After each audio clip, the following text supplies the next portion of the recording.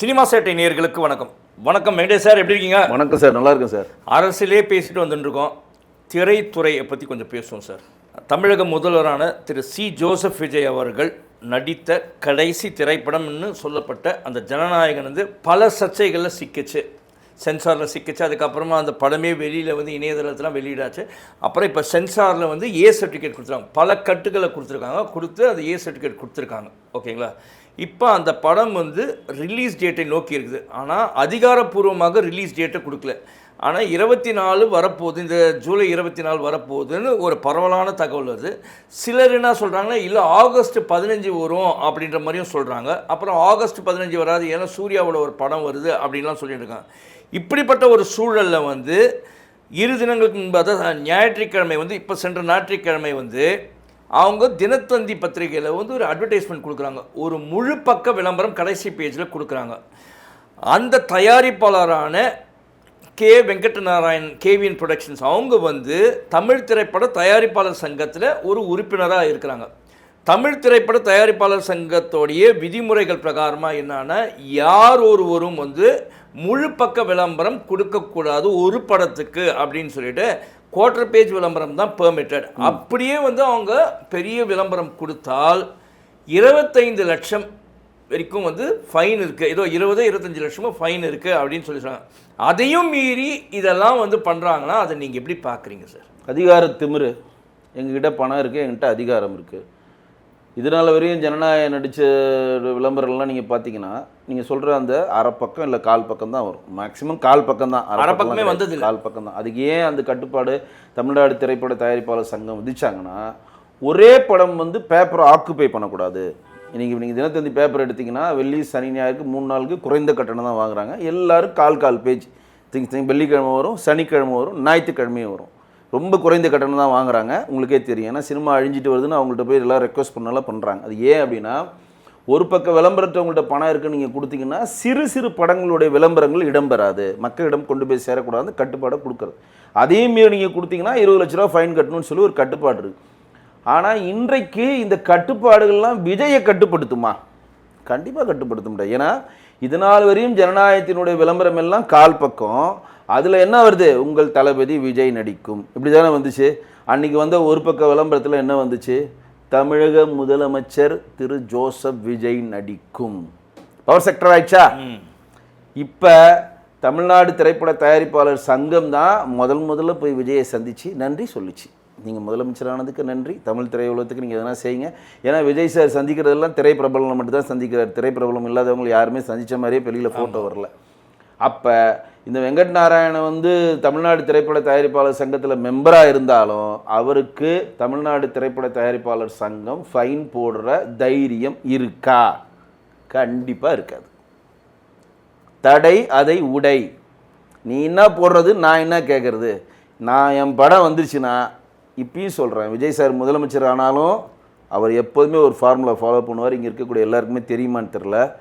என்னைக்கு அரசாங்க விடுமுறை தினங்கள் கண்டினியூவாக 2 நாள் 3 நாள் வருகிறதோ அன்றைக்கு தான் அவர் படம் ரிலீஸ் ஆகும். இது வந்து தொன்று தொட்டு பண்ணுறாங்க. இதை பண்ணிவிட்டு அந்த டைமில் வேறு எந்த படம் இல்லாதப்போ என் படம் ஹிட் ஆயிடுச்சு, என் படம் ஓடிடுச்சு, வசூல் இவ்வளோ வசூல், வாங்க உடனே வெற்றி விழா கொண்டாடலாம். இப்போ இந்த கட்டா குசி ரிலீஸ் ஆன மறுநாளே வெற்றி விழா கொண்டாடுறாங்க. எப்படி வெற்றி விழா கொண்டாடுறாங்கன்னு எங்களுக்கு தெரியல. இப்போ எதுக்கு சொல்ல வரேன்னா, அதே ஃபார்முலா இப்போ நீங்கள் சொன்னி பாருங்கள், ஆகஸ்ட் 15 ரிலீஸ் ஆகுமா? ஆகஸ்ட் 15 வெள்ளிக்கிழமை வந்தால் இல்லை வியாழக்கிழமை வந்தால் விஜய் படம் ரிலீஸ் ஆகும். வெள்ளி சனி ஞாயிறு திங்கள் தப்பிச்சிக்கலாம். ஏன்னா ஏற்கனவே அந்த படத்தை வலைதளத்தில் 1,50,00,000 பேர் பார்த்துட்டான். இப்போ புதுசாக பார்க்குறதுக்கு அதில் ஒன்றும் கிடையாது. ஆல்மோஸ்ட் அது ஃபார்வர்டாகி பார்த்துட்டாங்க. இருந்தாலும் இன்றைக்கி அவர் முதலமைச்சர் ஆகிட்டார். அதுக்கான ஒரு கிரேஸ் இருக்கும். அது முன்னாடி நம்ம காணொலியில் சொன்ன மாதிரி சும்மாவே இவனுங்க ஆடுவானுங்க. இப்போ சலங்கையை கட்டி விட்டிங்கன்னா பயங்கரமாக ஆடுவானுங்க, பிரச்சனை இல்லை. ஆனால் தமிழ்நாடு திரைப்பட தயாரிப்பாளர் சங்கம் எக்காரணத்தொண்டும் மாண்புமிகு முதலமைச்சர் ஜோசப் விஜய் மேல் ஆக்ஷன் எடுக்காது. ஏன்னா முடிச்சா சொல்லிடுறேன், நீங்கள் ஆக்ஷன் எடுக்காதுன்னா அவர் வெறும் வெங்கட் நாராயணனா இருந்தார்னா ஆக்ஷன் எடுக்கலாம். அவர் இன்னைக்கு தமிழ்நாடுடைய டெல்லி சிறப்பு பிரதிநிதி, அதிகாரம் அவர்கிட்ட இருக்கு. அவரை நீங்கள் போய் தொடுவீங்களா? ஏற்கனவே தயாரிப்பாளர் சங்கம் 4 பிரிஞ்சு கிடக்கு. பாரதிராஜா நீங்கள் இறந்தே போயிட்டார். அவர் வந்து புது தயாரிப்பாளர் சங்கம்னு ஒன்று ஆரம்பிச்சு வச்சிருக்காரு, நடப்பு தயாரிப்பாளர் ஒன்று ஆரம்பிச்சிருக்காரு, டிஆர் அண்ணன் ஒன்று ஆரம்பிச்சு வச்சிருக்காரு. எந்த தயாரிப்பாளர் சங்கத்தில் எப்படி மெம்பர் ஆகுனே தெரியாமல் உட்காந்துக்கிறோம் எங்களை மாதிரி ஆட்கள்லாம். அப்போ இப்போ அதிகாரம் படைத்த முதலமைச்சர் படம் ரிலீஸ் ஆகிறது, அதிகாரம் படைத்த டெல்லி பிரதிநிதி தான் அதுக்கு ப்ரொடியூசரு. முதலமைச்சருடைய அதிகாரம் படைத்த தனிச்செயலாளராக இருக்கக்கூடிய ஜெகதீஷ் பழனிசாமி தான் one of the co producer. தொட்டுருவீங்களா? போய் தொட முடியுமா? தமிழ்நாடு திரைப்பட தயாரிப்பாளர் சங்கம் நின்றுக்கிட்டு வேடிக்கை பார்க்கும், அவ்வளோதான். சரி சார், இதே திரைத்துறையை சார்ந்தவர் தான் திரு உதயநிதி ஸ்டாலின் அவர்கள். முன்னாள் துணை முதல்வர், திமுகவில் முக்கியமான பொறுப்பில் இருக்கக்கூடியவர்.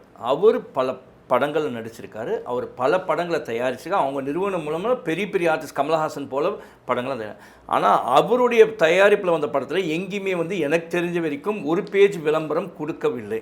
அப்போ உதயநிதி அவர்கள் வந்து அந்த ஒரு கட்டுப்பாடு, அந்த தயாரிப்பாளர் சங்கத்துடைய கட்டுப்பாட்டுக்கு கீழே அவர் வந்து ஒத்துழைச்சார்னும் போது ஏன் இன்னைக்கு இருக்கிற முதல்வர் விஜய் வந்து அதுக்கு உறுதுணையாக இல்லை சார்? அது ஒரு விஷயம் நல்லா தெரிஞ்சுக்கங்க. உதயநிதி அவர்களையும் திரு விஜய் அவர்களையும் நீங்கள் ஒரே தராசில் வைக்க முடியாது. உதயநிதி அவர் வந்து நடித்தார், வேறு வழி இல்லாமல் நம்ம பார்த்தோம். அவர் தயாரிச்சார்ல சார்? இல்லை, நான் சொல்கிறேன், முழுசாக சொல்கிறேன். நடித்தார். சந்தானந்த படத்தில் சொல்லுவார்ல, நண்பேண்டா படத்தில் சொல்லுவார்ல, ஒரு ரியாக்ஷனை கொடுணுன்னா அப்படி ஒன்ட்டா பேர் ரியாக்ஷன் எதிர்பார்த்தேன் பாடுறா அப்படின்னு டக்குன்னு பண்ணே கலாய்ப்பார். நடித்தார், வேறு வழி இல்லாமல் பார்த்தோம், முடிஞ்சிருச்சு. எப்படி சொல்கிறதுனா, எம்ஜிஆருக்கு போட்டியாக முத்தை வந்து கலைஞர் கொண்டு வந்தார். அது எம்ஜிஆர் வச்சே தொடங்க வச்சார். ஆனால் எம்ஜிஆருக்கு போட்டியாக அவர் நடித்தார். ஆனால் பிரகாஷ் முடிஞ்சுதா? இல்லை. இத்தனைக்கும் எம்ஜிஆரை விட பெரிய ஒரு திறமை முத்தை ஐயாட்ட என்ன இருந்துச்சுன்னா, மிகச்சிறந்த பாடகர். அவர் சிறந்த பாடகர், நல்ல நடனம் ஆடவர்.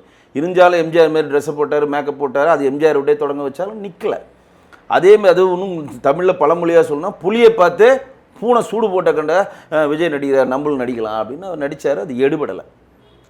தன்னுடைய அமைச்சர்களும் தன்னுடைய சகாக்களே வச்சு மாமன்னன் படத்தை பார்த்து மாமன்னன் ஆஹா ஓஹோ, மாமன்னன் படத்தில் ஒன்றுமே இல்லை. மாமன்னன் படத்தில் ஹீரோ யார்? வடிவேல் தான் ஹீரோ. எங்களை மாதிரி சினிமா தெரிஞ்சவங்களுக்கு உங்களுக்கே தெரியும். இருந்தாலும் இவங்க ஒரு கட்டமைப்பு ஏற்படுத்தி அன்றைக்கி ஃபுல்லாக ரெட் ஜெயின் தான் ஒட்டுமொத்தமாக சினிமாவை கண்ட்ரோல் பண்ணனால ஓட வச்சு, நான் எங்களுடைய முதல் படம் நல்லா ஓடிச்சு, ஒரு கண்ணாடி, என்னுடைய கடைசி படமும் நல்லா ஓடுது, மாமன்னன் சொல்லி முடித்தாங்க. இப்போ விஜய் சாருக்கு இதுக்கு வருங்க. விஜய் வந்து நல்லதோ கெட்டதோ நாளைய தீர்ப்புலேருந்து இன்னைக்கு வரையும் ரசிகர்களை தன் கட்டுப்பாட்டுக்குள்ளே வச்சுருக்காரு. விடுமுறை தினத்தில் படத்தை ரிலீஸ் பண்ணி தான் ஒரு பெரிய ஹீரோ மாதிரி எஸ்டாப்ளிஷ் ஆகி அதை சஸ்டெயின் பண்ணிகிட்டே வந்தார், அதை கண்டினியூ பண்ணிகிட்டே வர்றார். ரைட்டுங்களா? அப்போ உதயநிதி வந்து தமிழ்நாட்டில் இருக்கக்கூடிய, நல்லா தெரிஞ்சுங்க, தமிழ்நாட்டில் இருக்கக்கூடிய சினிமா சங்கங்கள் எல்லாரையும் ஊடுருவினார். விஜய் எப்படி ஊடுருவாரா? விஜய் என்ன நினைக்கிறாரு? நான் தான் ராஜா, கிங்கு, எனக்கு ராஜாவா வாழுறேன், எவனும் இல்லைனாலும் ஆளுறேன்னு தனுஷ் பண்ண பாட்டு தான் உண்மை. நான் தான், என் தலைமையில் ஆட்சி, நான் தான் சொல்கிறது தான் கேட்கணும் அப்படின்னு ரொம்ப தெளிவாக இருக்கார். நடிகர் சங்கத்தில் பூச்சி முருகனை உள்ளே விட்டு நடிகர் சங்கத்தை ஃபுல்லாக கண்ட்ரோலில் கொண்டு வந்தார். நடிகர் சங்கம் கட்டடத்துக்கு 1 கோடி வேணுமா, நான் தரேன் ஃபஸ்ட்டு எதுவுமே கொடுத்தாரா இல்லையா? கொடுத்தாரு. இன்றைக்கி தமிழ்நாட்டில் இருக்கக்கூடிய பெப்சி எடுத்துங்க, film employees federation of south இந்தியாவிலையும் ஆர்கே செல்வமணி ஒரு காலத்தில் அது தலைவராக இருந்த ஒரு காலத்தில் யார் சப்போர்ட்டராக இருந்தார்? உதயநிதி சப்போர்ட்டராக தானே இருந்தார். எல்லாருக்கும் நீங்களும் சினிமாவில் தானே இருக்கீங்க. 24 கிராஃப்டில் தேர்ந்தெடுக்கப்படுற உறுப்பினர்கள் மறைமுகமாக யார் சப்போர்ட்டில் வராங்க? இன்றைக்கி தமிழ்நாடு எங்கள் யூனியனே எடுத்து தமிழ்நாடு சின்னத்திரை இயக்குனர் சங்கத்தில் அன்றைக்கி ஹரிராஜன் அவர்கள் தலைவராக இருந்திருக்காரு. பின்புகமாக அவங்கள திமுக காரங்கள் தான் வந்து சப்போர்ட் பண்ணதாக கூட சொல்கிறாங்க. இது ஒவ்வொரு இதுலேயும் ஒரு டேக். அது வந்து ஜெயலலிதா அம்மையார் வந்து நடிகர் சங்கத்தில் வந்து நமக்கு வந்து முழுக்க நடிகர் சங்கம் ஃபுல்லாக, அப்போ சரத்குமார் திமுகவில் இருந்தார், நம்ம ராஜாரவி அண்ணன் திமுகவில் இருந்தார், மற்ற எல்லாருமே ஒரு திமுக ஒருடா இருக்கப்ப நடிகர் சங்கம் ஃபுல்லாக திமுக கண்ட்ரோலில் இருக்க, அதை உடைக்கணும் அப்படின்னு சொல்லிட்டு தான் கருணாஸுக்கு வம்படியாக அங்கேருந்து இழுத்துட்டு வந்து சிவகங்கையில் ஒரு தொகுதியில் போட்டு நிற்க வச்சு அவரை ஜெயிக்க வச்சாங்க. ஏன்னா ஒட்டுமொத்த நடிகர் சங்கத்துக்கு நம்மக்கிட்ட நம்ம ஆள் ஒருத்தர் வேணும் அப்படின்றதுக்காக தான். இதுதான் கட்டமைப்பு. அப்போ எல்லா யூனியன்லேயும் அந்த யூனியனில் இருக்கக்கூடிய ஆட்களை தன் வசமாக உதயநிதி மாற்றினார். ப்ரொடியூசர் கவுன்சிலிருந்து சொல்கிறேன். ப்ரொடியூசர் கவுன்சில் தலைவர் யார் இருந்தார்? முரளி யார்? ராமநாராயணோடைய பையன். ராமநாராயணன் யார்? அதே ப்ரொடியூசர் கவுன்சிலில் தலைவராக பல ஆண்டுகள் இருந்தார். காரைக்குடி எம்எல்ஏ இருந்தார். திமுகவின் மிகப்பெரிய அனுதாபி. கரெக்டா? உண்மை. மெர்சல் படத்துக்கு அப்புறம் முரளி படமே தயாரிக்கல. கரெக்டா? இருந்தாலும் அவர் தலைவராக இருந்தார் இல்லை? இங்கே திமுக இருக்கிற வரையும் அவரை வச்சு தான் நாங்கள் ஆப்ரேட் பண்ணாங்க. அப்போ அது வந்து திமுக எல்லா இடத்துலையும் ஊடுருவி தனக்கான ஆட்களை வைத்து அதிகாரத்தை கைப்பற்றியே வச்சதுனால்தான் ஒட்டுமொத்த சினிமாவையும் அவங்க கண்ட்ரோல் பண்ணாங்க.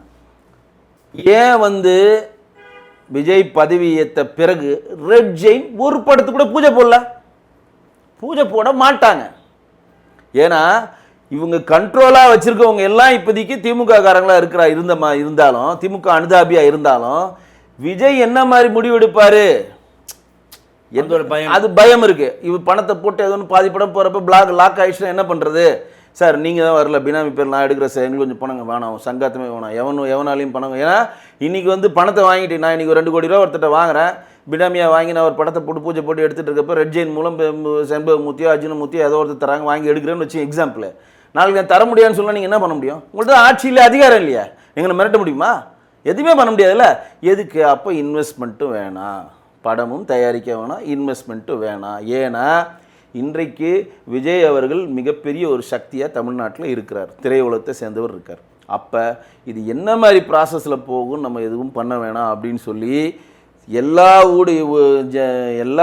சங்கங்களையும் உங்களை ஊடுருவி இருந்தாலும் இப்போ அந்த சங்கங்கள் வேறு வழி இல்லாமல் விஜய்க்கு சப்போர்ட் பண்ணி ஆகணும். இப்போ தமிழ்நாடு திரைப்பட தயாரிப்பாளர் சங்கம் இதுக்கு என்ன சொல்லுவாங்க சொல்லுங்கள்?